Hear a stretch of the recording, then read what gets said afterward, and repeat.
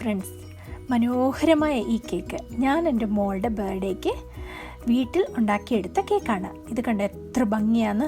അതിൽ ഓരോ കുഞ്ഞു കുഞ്ഞു പൂക്കളും ചെറിയ മുത്ത് പോലെ നമ്മൾ ഡ്രസ്സിലൊക്കെ ഒട്ടിക്കുന്ന മുത്ത് പോലെ തന്നെയാണ് ഞാൻ ഈ കേക്ക് ഉണ്ടാക്കിയെടുത്തത്.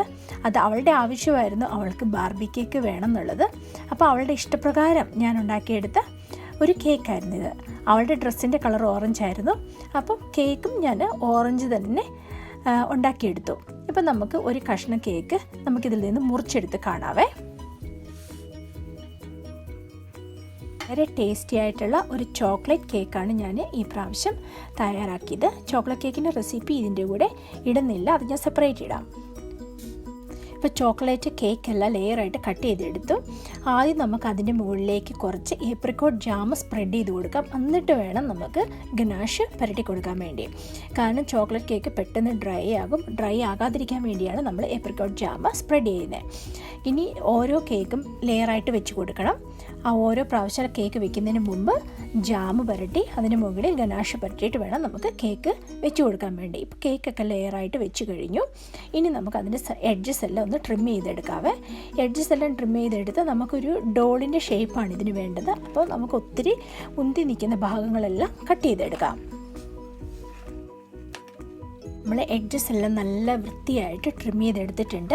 ഇനി നമുക്ക് ചെയ്യേണ്ടതെന്ന് വെച്ചാൽ ചോക്ലേറ്റ് ഗനാഷ് നമ്മൾ ആദ്യം പ്രിപ്പയർ ചെയ്ത് വെച്ചത് അത് ഇതിലേക്ക് പുരട്ടി കൊടുക്കുകയാണ്. കേക്കിൻ്റെ ഔട്ട്സൈഡ് ഭാഗം മൊത്തം നന്നായിട്ട് കോട്ട് ചെയ്യുക. കോട്ട് ചെയ്ത ശേഷം അത് സ്മൂത്താക്കി എടുക്കുക. ഞാനിപ്പോൾ എടുത്തിരിക്കുന്നത് ഫൊണ്ടൻ്റാണ്. അതിലേക്ക് ഞാൻ ഓറഞ്ച് കളറ് ഇട്ട് കൊടുക്കുകയാണ്. ഇട്ട് കൊടുത്ത ശേഷം നമ്മൾ ചപ്പാത്തി കേക്ക് കുഴച്ചെടുക്കുന്നതിൽ നന്നായിട്ടൊന്ന് മിക്സ് ചെയ്തെടുക്കണം. എന്നാലേ കളറ് എല്ലായിടത്തും ഒരുപോലെ ആവത്തുള്ളൂ. നമുക്ക് ആ ഓറഞ്ച് കളറ് എല്ലായിടത്തും ഒരുപോലെ കിട്ടുന്നിടം വരെ നമുക്ക് നന്നായിട്ടൊന്ന് കുഴച്ചെടുക്കാം. ഇത് കുഴച്ചെടുത്തു. ഇനി ഇത് നമുക്ക് പരത്തിയെടുക്കണം. അതായത് ആ കേക്ക് ഫുൾ കവറാകുന്ന ആ വലിപ്പത്തിലുള്ള ഒരു ഷീറ്റായിട്ട് നമുക്കിത് പരത്തിയെടുക്കണം. ഇപ്പം ഞാനിത് പരത്തിയെടുത്ത് കഴിഞ്ഞു. പരത്തിയെടുത്ത ശേഷം നമുക്ക് ആ ഷീറ്റോടെ ഇതിൻ്റെ മുകളിലേക്ക് ഇട്ട് കൊടുക്കാം.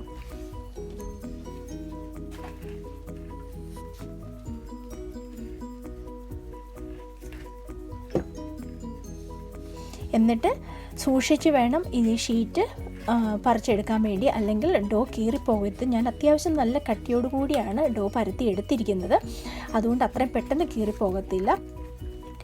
ഇതിപ്പോൾ ഒരു സൈഡിലേക്ക് വലിച്ചു കൊടുത്തിട്ട് നമുക്ക് നന്നായിട്ട് കൈ കൊണ്ടൊന്ന് തടവി കൊടുത്തു കഴിഞ്ഞാൽ അത് നല്ല സ്മൂത്തായിട്ട് ലെവലായിട്ടും കിട്ടും. എന്നിട്ട് നമുക്ക് കൂടുതലുള്ള ഭാഗം നമുക്കൊരു കത്തി കൊണ്ടോ കത്രി കൊണ്ടോ കണ്ടിച്ചെടുക്കാം. കണ്ടിച്ചെടുത്ത ശേഷം കൈ കൊണ്ട് നന്നായിട്ടൊന്ന് ഒട്ടിച്ചു കൊടുത്തു കഴിഞ്ഞാൽ അത് നല്ല പെർഫെക്റ്റായിട്ട് കിട്ടും. ഇനി ഇത്തിരി പെർഫെക്ഷൻ കുറവാണെങ്കിൽ പോലും കുഴപ്പമില്ല, കാരണം അത് ഫ്ലവർ വെച്ച് നമ്മൾ കേക്ക് മൊത്തം കവർ ചെയ്യുന്നതാണ്. പിന്നെ അടിഭാഗത്തുള്ള എക്സസ് ആയിട്ടുള്ള ഡോയും കൂടെ നമുക്ക് കട്ട് ചെയ്ത് കളയാം. അപ്പോൾ അതെല്ലാം ട്രിം ചെയ്തെടുത്തു. ഇപ്പം താഴ്ഭാഗമെല്ലാം നല്ല പെർഫെക്റ്റായിട്ട് വന്നിട്ടുണ്ട്.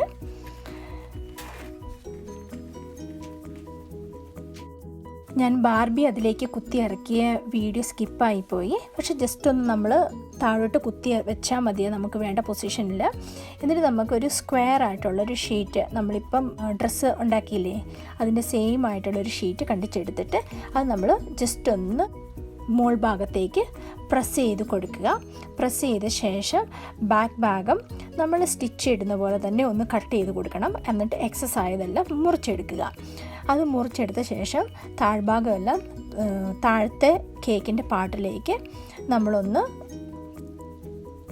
പ്രസ് ചെയ്ത് വെക്കുക. അതൊന്ന് ഈവനായിട്ട് കട്ട് ചെയ്തെടുക്കുകയാണ് ചെയ്യേണ്ടത്. എന്നിട്ട് നമുക്ക് ബാക്കും ഫ്രണ്ടും നമുക്കിഷ്ടമുള്ള ഷേപ്പിൽ, റൗണ്ട് വേണമെങ്കിൽ റൗണ്ട്, അത് ലെവൽ വേണമെങ്കിൽ ലെവൽ, ആ രീതിയിലൊന്ന് ആ എക്സസ് ആയിട്ടുള്ള ഡോ മൊത്തം ഒന്ന് കട്ട് ചെയ്തെടുക്കണം.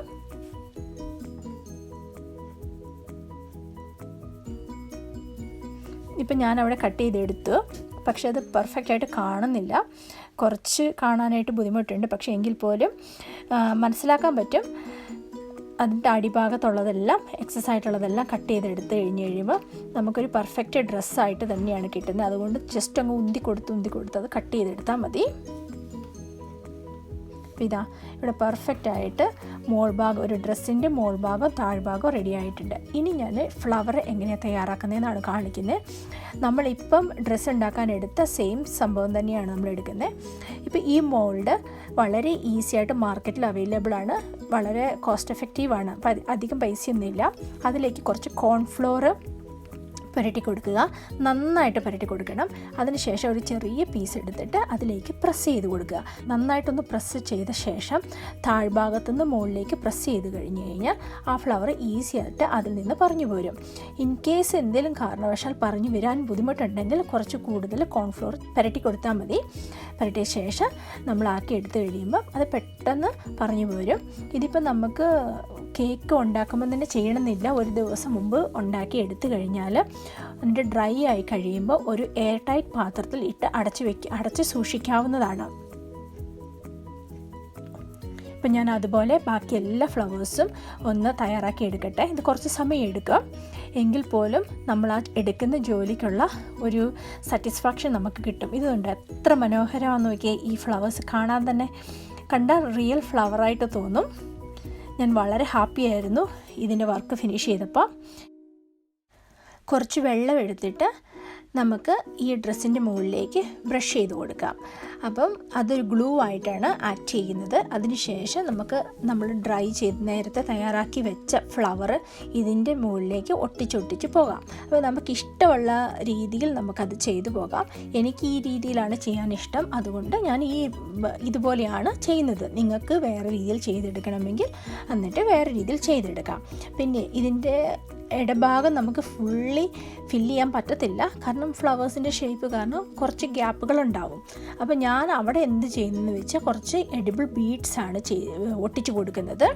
അപ്പോൾ നിങ്ങൾക്ക് ബീഡ്സ് ഒട്ടിച്ച് കൊടുക്കണേ അങ്ങനെ കൊടുക്കാം. ഇനി ബീഡ്സ് വേണ്ടാന്നുണ്ടെങ്കിൽ ഫ്ലവർ മാത്രം ഒട്ടിച്ച് കൊടുത്താൽ മതി, എന്നാലും കാണാൻ വളരെ ഭംഗിയായിരിക്കും.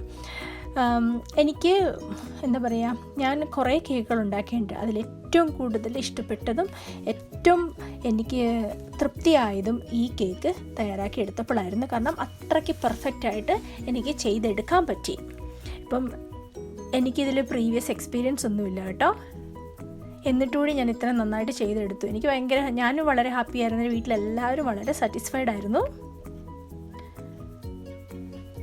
ഞാനിനി ഇതുപോലെ ഈ ഫ്ലവർ മൊത്തം ഈ കേക്കിൽ മൊത്തം ഒട്ടിച്ചെടുക്കട്ടെ. താഴ്ഭാഗത്ത് മാത്രമേ ഞാൻ ഈ ഫ്ലവർ ഒട്ടിക്കുന്നുള്ളൂ, മുകൾ ഭാഗത്ത് ഞാൻ ഫ്ലവർ ഒട്ടിക്കുന്നില്ല. അപ്പോൾ ഞാൻ ഇത് മൊത്തം ഒട്ടിച്ചെടുത്ത ശേഷം കാണിക്കാവേ. അപ്പോൾ ഇത് കണ്ടോ, ഇത് നമ്മൾ ഫുള്ള് കവർ ചെയ്ത് കഴിഞ്ഞ് ഫ്ലവർ മൊത്തം ഒട്ടിച്ചു കഴിഞ്ഞു. കേക്ക് താഴ്ഭാഗം മൊത്തം എന്ത് ഭംഗിയല്ലേ കാണാനായിട്ട്, നല്ല രസമാണ് കാണാൻ തന്നെ. ശരിക്കും ഈ കേക്ക് മുറിച്ച് കഴിക്കാൻ തോന്നത്തില്ല കേട്ടോ, അത് അങ്ങനെ തന്നെ വെക്കാൻ വേണ്ടി തോന്നുമായിരുന്നു. ഞാൻ എൻ്റെ മോളോട് പറയുമായിരുന്നു നമുക്ക് കേക്ക് മുറിക്കേണ്ടാന്ന്. ഇനി നമുക്ക് ചെയ്യേണ്ടത് ഞാൻ നേരത്തെ പറഞ്ഞില്ലേ, അതിൻ്റെ ഗ്യാപ്പിലേക്ക് ഞാൻ എഡിബിൾ ബീഡ്സ് ഒട്ടിച്ച് കൊടുക്കുകയാണ്. ഇനി ഞാനിവിടെ ഒരു നീളത്തിലൊരു പീസ് പരത്തിയെടുത്തിട്ട് അതൊന്ന് കണ്ടിച്ചെടുക്കുകയാണ്. ഒരു സൈഡ് സ്ട്രെയിറ്റ് ആയിട്ടും പിന്നെ മറ്റേ സൈഡ് ഇത്തിരി വളഞ്ഞ രീതിയിലും. എന്നിട്ട് നമുക്കതിലേക്ക് ഗോൾഡിൻ്റെ ലസ്റ്റർ ഡസ്റ്റ് എന്നുള്ള ഒരു പൊടിയാണ്, അത് എഡിബിളാണ്. അത് നമുക്ക് ജസ്റ്റ് ഒന്ന് ബ്രഷ് ചെയ്ത് കൊടുക്കാം. എനിക്കൊരു ഗോൾഡ് ഷെയ്ഡ് കിട്ടാൻ വേണ്ടിയാണ് അതിന്. ഇപ്പം നമ്മൾ അത് ചെയ്ത് കൊടുത്തു. ഇപ്പം നോക്കിയാൽ ഓറഞ്ചിൻ്റെ കളർ മാറി, ഇപ്പം അത് നല്ലൊരു ഗോൾഡ് ഷെയ്ഡ് നമുക്ക് കിട്ടിയിട്ടുണ്ട്. ഇത് ഗ്ലിറ്ററി പെയിൻ്റാണ്. ഒന്നെങ്കിൽ നമുക്ക് ഈ ഡോയിലേക്ക് കുഴച്ചെടുക്കാം, പക്ഷെ ഞാൻ ഇങ്ങനെ ഇതായിരുന്നു കൺവീനിയൻറ്റും തോന്നി. ഇനി നമുക്കത് കോളറിൻ്റെ ഭാഗത്ത് ജസ്റ്റ് ഒന്ന് സ്റ്റിക്ക് ചെയ്ത് കൊടുക്കാം.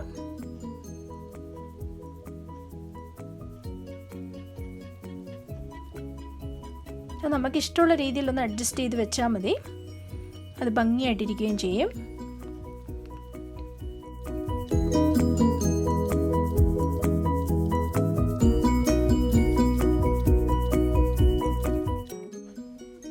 ഞാൻ ആദ്യം ഇത് തയ്യാറാക്കിയിട്ട് എടുത്ത് മാറ്റി വെച്ചു. അതിന് ശേഷം സ്ലീവ് ആക്കിയ ശേഷമാണ് പിന്നെ ഞാൻ ഈ കോളറ് പിടിപ്പിച്ച് കൊടുക്കുന്നത്. കാരണം നമുക്ക് സ്ലീവ് വെക്കുന്നില്ലെങ്കിൽ നമുക്ക് ആദ്യം വെച്ച് കൊടുക്കുക. സ്ലീവ് വെക്കുന്നുണ്ടെങ്കിൽ നമുക്കിത് ആദ്യമേ വെച്ച് കൊടുത്തു കഴിഞ്ഞാൽ നമുക്ക് സ്ലീവ് വെക്കുമ്പോൾ അതിനൊരു പെർഫെക്ഷൻ കിട്ടത്തില്ല. അതുകൊണ്ട് സ്ലീവ് വെക്കുന്നില്ലാത്തവർക്ക് ഇത് ആദ്യമേ പിടിപ്പിക്കാം. ഇത് സ്ലീവ് വെക്കുന്നവർ സ്ലീവ് വെച്ച ശേഷം മാത്രമേ പിടിപ്പിച്ച് കൊടുക്കാവുള്ളൂ, അല്ലെങ്കിൽ ആ പെർഫെക്ഷൻ നമുക്ക് കിട്ടത്തില്ല.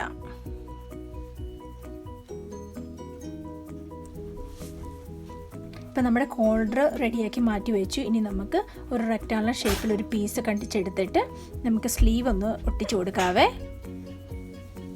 ഇത് വളരെ ഈസി ആയിട്ട് നമുക്ക് ചെയ്തെടുക്കാൻ പറ്റുന്നതാണ്. ആ കറക്റ്റ് ഷേപ്പിലൊന്ന് കണ്ടിച്ചെടുത്താൽ മാത്രം മതി. ഇത് ഒരുപാട് വലിയ പീസ് വേണ്ട. ഈ കൈഭാഗം നമ്മളൊരു റൗണ്ട് അല്ല, ഒരു ഓവൽ ഷേപ്പിൽ നമ്മളൊന്ന് മുറിച്ചെടുക്കണം. എന്നാലേ നമുക്ക് കൃത്യമായിട്ട് ആ കൈക്കുഴി കറക്റ്റായിട്ട് കിട്ടത്തുള്ളൂ. അതൊന്ന് പ്രത്യേകം ശ്രദ്ധിച്ചാൽ മതി. മോൾ ഭാഗത്ത് വെക്കുന്ന ഭാഗം, താഴ്ഭാഗം ലെവലായിട്ട് തന്നെയാണ് നമ്മൾ കട്ട് ചെയ്തെടുക്കുന്നത്.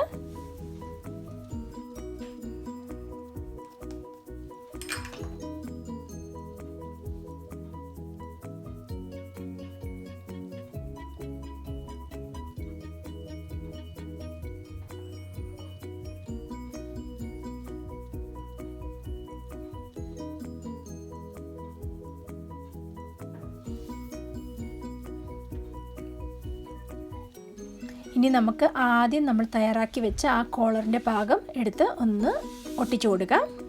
അതുള്ള പെർഫെക്റ്റായിട്ട് അവിടെ ഇരുന്നോളും. ഇനി ഒട്ടാൻ വലിയ ബുദ്ധിമുട്ടുണ്ടെങ്കിൽ ഇത്തിരി വെള്ളം തൊട്ട് കൊടുത്താൽ മതി, ബ്രഷ് ചെയ്ത് കൊടുത്താൽ മതി. പിന്നെ അതിൻ്റെ ഫ്രണ്ടിലേക്ക് നമുക്കൊരു ചെറിയൊരു ഫ്ലവറോ ബീഡ്സോ അത് ഓരോരുത്തരുടെ ഇഷ്ടം പോലെ നമുക്ക് ഒട്ടിച്ചു കൊടുക്കാവുന്നതാണ്. ഞാനിവിടെ ഒരു ചെറിയ ഫ്ലവറാണ് ഒട്ടിച്ചു കൊടുക്കുന്നത്.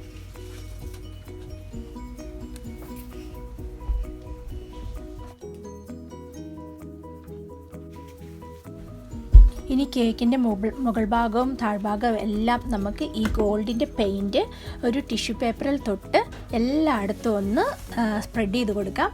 അപ്പം നമ്മുടെ കേക്കിന് ഒരു ഫിനിഷിംഗ് ടച്ച് കിട്ടും. അപ്പോൾ നമ്മുടെ കേക്ക്, മനോഹരമായ കേക്ക് ഇവിടെ റെഡിയായി കഴിഞ്ഞിരിക്കുന്നു. അപ്പോൾ നിങ്ങളെല്ലാവരും ഇഷ്ടപ്പെട്ടെങ്കിൽ ലൈക്ക് ചെയ്യാനും ഷെയർ ചെയ്യാനും മറക്കരുത്. നിങ്ങൾ തയ്യാറാക്കി നോക്കുക.